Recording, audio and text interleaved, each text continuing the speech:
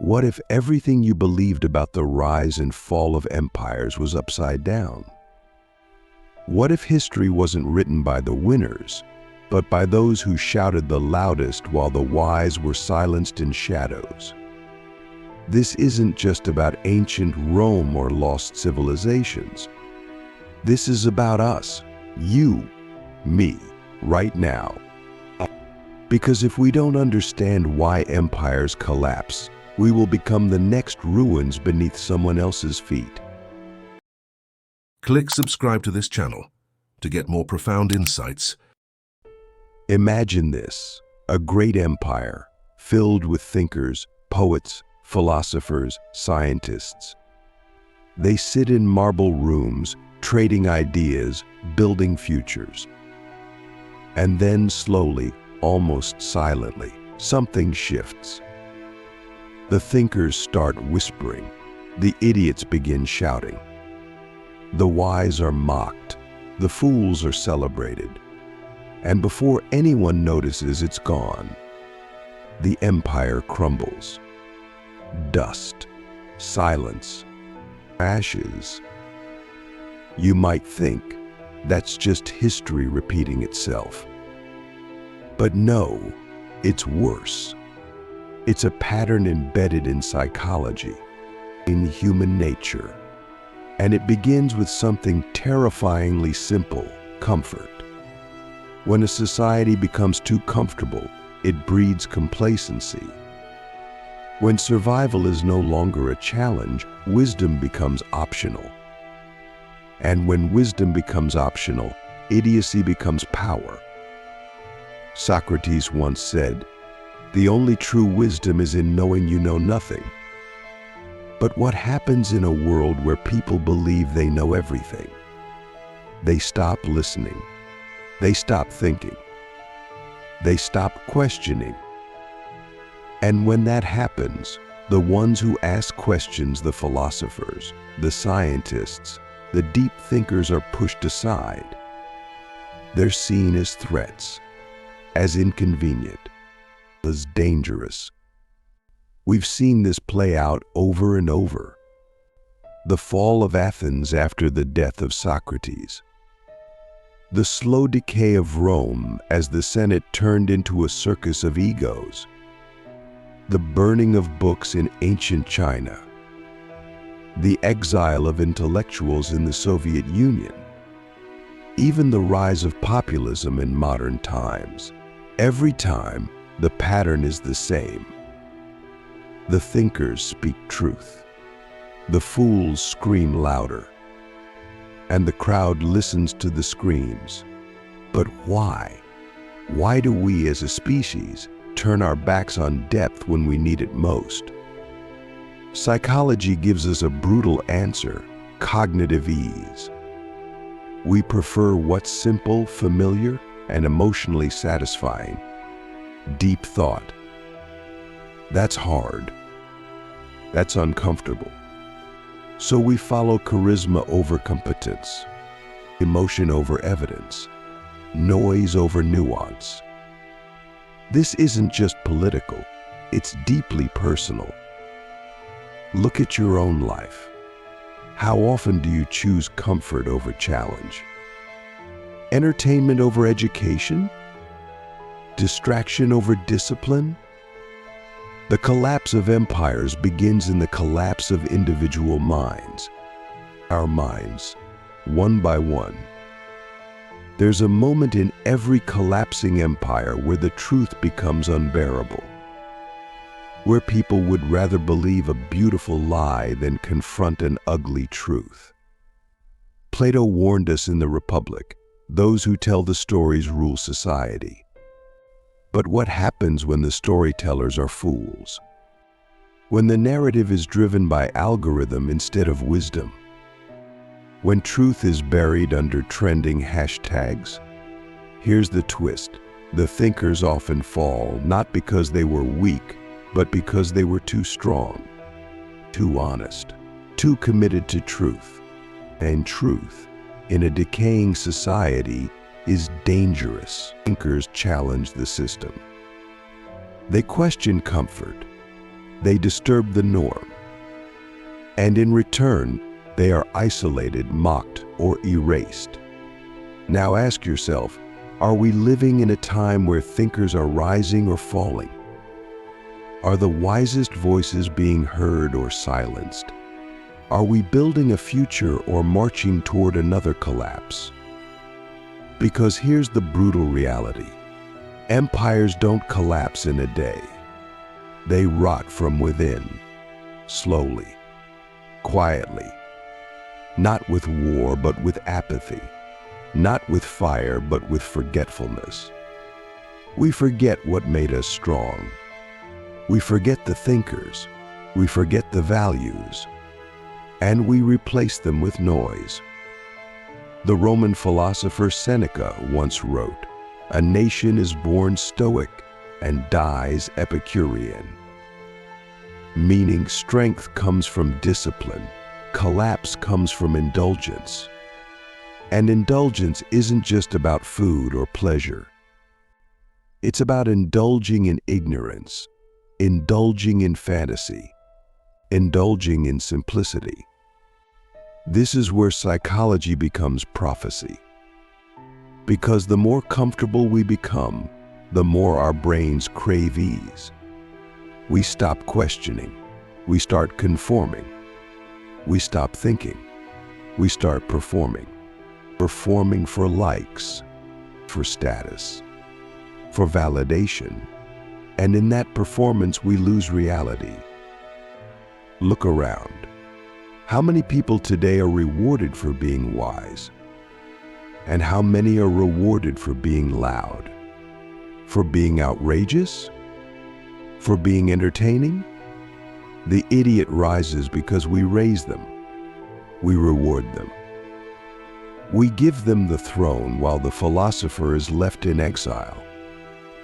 Nietzsche once said, "He who has a why to live can bear almost any how." But what happens when we lose our why? When life becomes a series of meaningless distractions, empires collapse when the collective why evaporates. When there's no deeper purpose, no shared vision, just pleasure, just ego, just noise. And this is where it gets personal again. You may not rule a nation, but you rule your mind. So ask yourself, are you building an empire of thought or a kingdom of comfort? Are you rising as a thinker or falling as a follower? The collapse isn't just history. It's happening now, in real time, in your scrolls, in your choices, in your silence. Wisdom demands effort. Thinking is rebellion. And rebellion is dangerous. That's why so many thinkers fall. Because they see what others refuse to see. They speak when others stay silent. They walk alone when others march blindly. But here's the hope. Empires fall, but wisdom never dies. It waits. It hides. It survives in books, in whispers, in those rare souls who still dare to think. It survives in you if you choose it, if you protect it, if you pass it on. So let me ask you this. In a world that worships noise, will you be the silence that thinks? Will you be the question in a world full of answers? Will you be the thinker who refuses to fall? Because if you don't, someone else will rise. Not because they are wise, but because they are loud. And then it begins again. The collapse. We are not powerless. We are not doomed. But we are responsible. Every choice we make, what we consume, what we share, what we believe, either strengthens the thinker or empowers the idiot. History is not written in stone. It's written in minds, in yours, in mine, right now. The next empire is forming. The seeds are being planted. So what will you plant? A thought or a fantasy? If you're still watching, it means you felt something stir in you. Maybe it was discomfort, maybe it was recognition, or maybe it was just the shock of hearing truth spoken without apology. Either way, you're not here by accident. You're here because deep down you know the collapse of empires isn't just about buildings and governments. It's about minds, and more dangerously, about what happens when those minds stop thinking. The rise of the idiot is not random. It is not a glitch in the system. It is the system's reaction to deep discomfort. The idiot offers certainty, simplicity, and spectacle. He rises not because he is wise, but because he is easy to digest in a world addicted to ease. The thinker, on the other hand, offers complexity, ambiguity, and discomfort. The thinker doesn't shout, they pause. They don't claim to have all the answers. They ask better questions. And in a world that equates loudness with leadership, they are ignored or even ridiculed. Plato warned us in his Republic that democracies often devolve into tyranny because the masses eventually choose charm over character. The idiot thrives in this vacuum. He tells people what they want to hear, not what they need to understand. He flatters their biases and confirms their illusions. And in doing so, he becomes irresistible. We are not innocent in this process. We reward the idiot with our attention, our votes, our money. We scroll past the quiet genius and click on the loud fool. We share sensational lies more than uncomfortable truths. And in doing so, we accelerate the fall of wisdom. This is not just a political pattern, it's psychological. Our brains are wired to conserve energy. Thinking deeply is metabolically expensive. So we default to shortcuts, to familiarity, to emotion. The idiot offers all three in abundance, but the cost of this shortcut is long-term decay. The collapse begins subtly in education, where students memorize facts but never learn how to think. In media, where truth is replaced by virality. In leadership, where vision is replaced by vanity. And in culture, where depth is drowned in dopamine. Do you feel it yet? That strange emptiness behind the noise. That quiet suspicion that we're lost but pretending to be found. That's not paranoia, that's perception. It's your mind trying to signal that something vital is being forgotten, something ancient, something human. The thinker is not just a person, they are an archetype. A symbol of what society could be when it values wisdom over wealth, substance over spectacle. But thinkers fall because they are inconvenient. They ask us to stop, to reflect, to change. And change is the most frightening demand of all. Idiots rise not by force, but by invitation. We let them in. We make them kings of culture. We amplify their voices because they're entertaining. But entertainment without enlightenment is a drug, and like all drugs, it wears off, leaving only decay. Carl Jung once wrote, "People will do anything, no matter how absurd, to avoid facing their own souls." The thinker forces us to face ourselves. The idiot distracts us from that confrontation. One invites growth, and the other sells comfort. And we far too often buy the comfort. This is why empires collapse. Not because they are invaded from the outside, but because they rot from within. Because the people who once built cathedrals of thought now scroll endlessly through catacombs of noise. Because the masses no longer admire wisdom, they mock it. And in that mockery, they sign the death certificate of their civilization. You might think, I'm just one person. What can I do? But that's the illusion. Every empire is made of individuals. Every shift in culture begins in a single mind. Your attention is a weapon. Your curiosity is a rebellion. Protect it. Read what challenges you. Listen to people who disagree with you. Seek complexity, even when it's hard. Make thinking a daily habit, not a rare emergency. Because your mind is the last empire that must not fall. The Stoics believed that freedom comes from within. Marcus Aurelius wrote, "The happiness of your life depends upon the quality of your thoughts." So what is the quality of your thoughts today? Are they your own, or borrowed from the loudest voice in the room? Are they rooted in truth or in convenience? The idiot always promises ease. The thinker always points toward effort. And in that fork in the road, civilizations are born or buried. If we choose ease, we get entertainment and extinction. If we choose effort, we get understanding and maybe even evolution.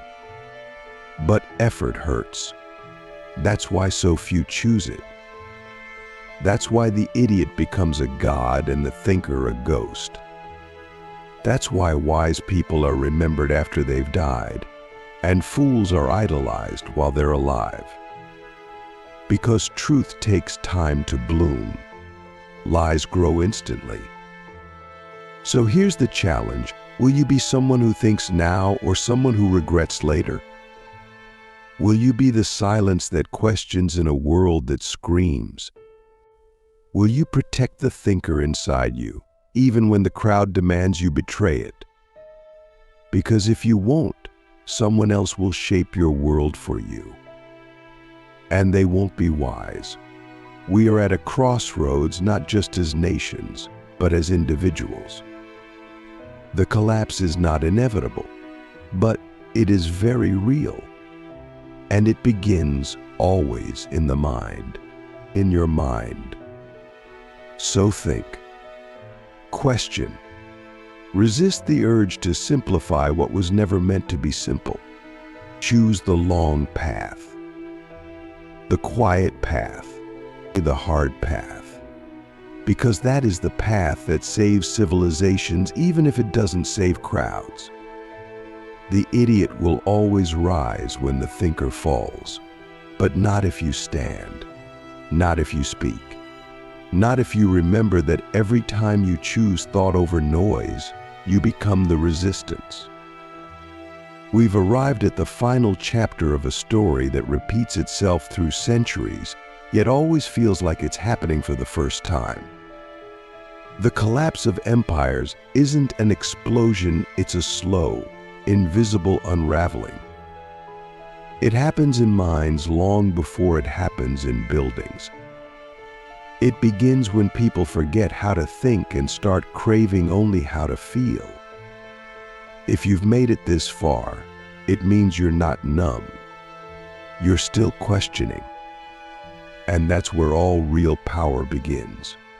The final stage of collapse is the most dangerous because it doesn't feel like collapse. It feels like comfort.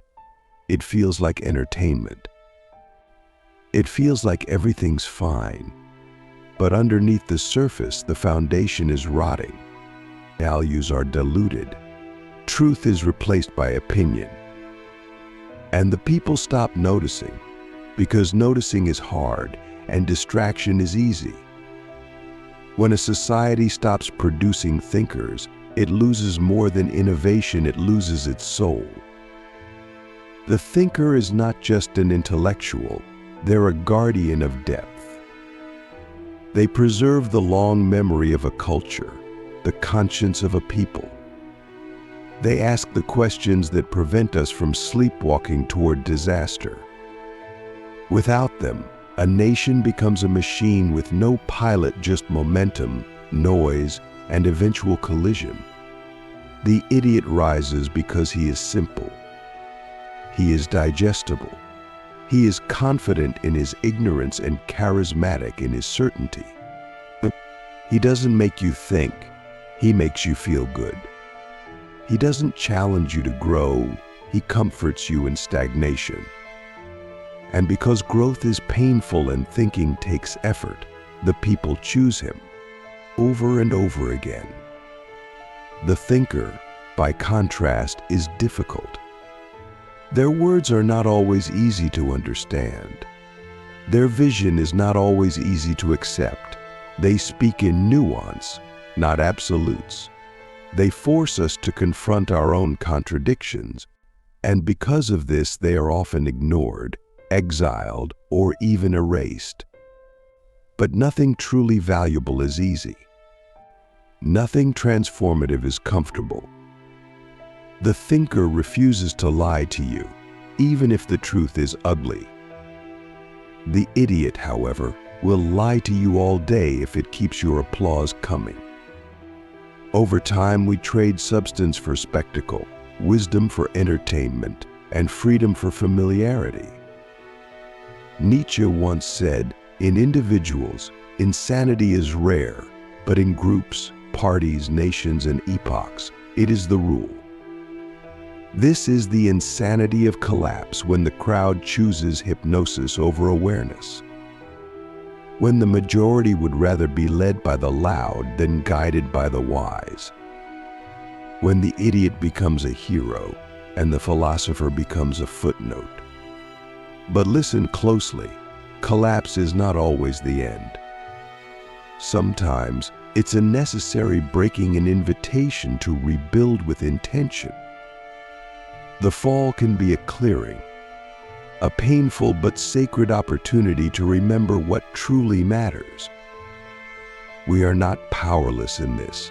We are not victims of history unless we choose to be. If you want to resist the fall, you must first resist within. You must become deeply responsible for the quality of your own mind. You must become aware of what you consume, what you believe, and what you repeat. You must choose thought over noise, even when it's unpopular. Because your mind is the final empire, and it cannot be allowed to fall. This is not a call for elitism.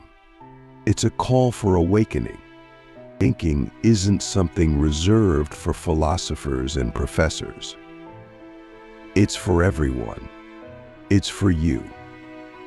It's not about having all the answers, it's about being brave enough to question. Every time you pause before reacting, you're resisting collapse. Every time you seek understanding instead of outrage, you're rebuilding the ruins. Every time you challenge your own assumptions, you're laying new stones in the foundation of a better world. This is how real change happens, not in parliaments or protests, but in the quiet revolution of individual minds, yours included. In a world where everything screams for attention, silence becomes sacred, stillness becomes strength, reflection becomes rebellion, thinking becomes a radical act, and those who dare to think are the quiet architects of a future that may yet survive. You don't need millions of followers to be powerful. You don't need a stage or a title. You need clarity. You need courage. You need integrity. These are the weapons of the thinker. These are the tools that build civilizations worth saving.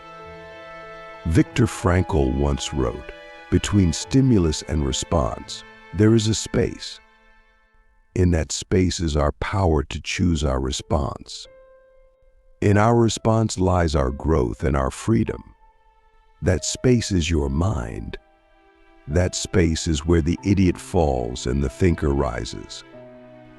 That space is where the collapse can be stopped if you choose it. So ask yourself now, and ask deeply, what kind of empire are you building in your own mind? Is it ruled by reaction or by reflection? Is it governed by comfort or by curiosity? Is it filled with noise or with meaning? The answer to that question shapes not only your future, but the future of everyone around you. Empires fall when no one is left to carry the flame of wisdom. But you, yes, you can be the one who carries it. Through your questions, through your courage, and through your refusal to be lulled to sleep by the idiot's song. The world needs thinkers more than ever. Not louder voices, but deeper ones. Not more opinions, but truer understanding. Not more noise, but real meaning. And if you're still here, it's because you were born to be one of them. So choose it, live it, embody it. Because in a world where idiots rise and thinkers fall, being the one who still dares to think might just be the most heroic act of all.